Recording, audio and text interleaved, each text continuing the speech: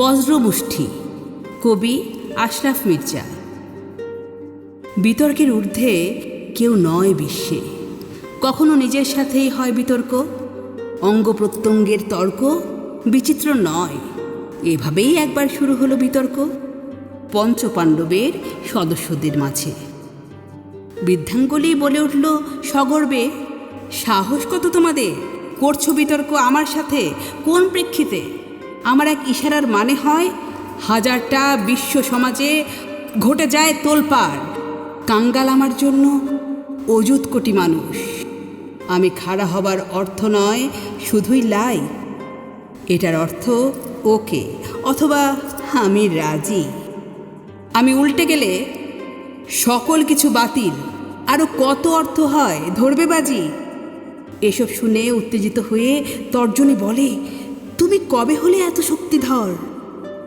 মুরব্বী, আমার ইশারায় অর্জিত হয় অভীষ্ট লক্ষ্য, সৃষ্টি হয় ইতিহাস, জন্মায় নতুন জাতি। লক্ষ প্রাণের বিনিময়ে রক্ত গঙ্গা পেরিয়ে সৃষ্টি হয় বিশ্বের সেরা কবিতা। ভুলে বুঝি গেছো সবিতা? সুদৃঢ় স্বরে এবার মধ্যমা বলে, ভুলেছ কি তোমরা আমার গুরুত্ব? মাঝখানে আমি না থাকলে দুই প্রজন্মের প্রতিনিধি হয়ে লড়তে তোমরা দুই দলে অবিরত।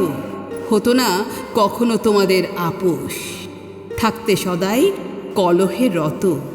আমি বাঁকা না হলে না পারতে ভারী ওজন ওঠাতে। বড়দের বক্তব্য শুনে এবার অনামিকা বলে ওঠে বিষণ্ণ আক্ষেপ ভরে, ভুলেই বসেছ বুঝি আমার জাদুর কাহিনী? আমার ছোঁয়ায় পেরিয়ে বৈতরণী সুদীর্ঘ অপেক্ষার পরে মিলিত হয় অকণ্ঠ হৃদয়ের প্রণয়ী ও প্রণয়িনী। থাকি সাক্ষী হয়ে আমি আর আমাতে পরাণে সেই অঙ্গুলিও। এই সত্য অস্বীকার করা সম্ভব নয়। শুনছিল চুপচাপ কনিষ্ঠা এতক্ষণ, এবার সে বলে ওঠে সবিনয়ে, মানছি তোমাদের স্ব ক্ষেত্রে কুকীর্তি। অস্বীকার কি করতে চাও তোমরা?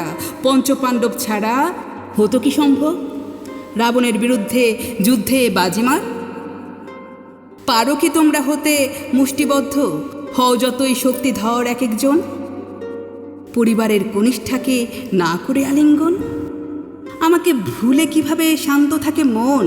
ষোলকলায় পূর্ণ কি হয় কারো হাত? সম্বিত ফিরে এবার সমস্বরে উঠল বলে একসাথে সকলে, সকল অবস্থায় যৌথ পরিবারে বাঁচব চিরকাল আমরা ধরাতলে, বাঁচব চিরকাল আমরা ধরাতলে।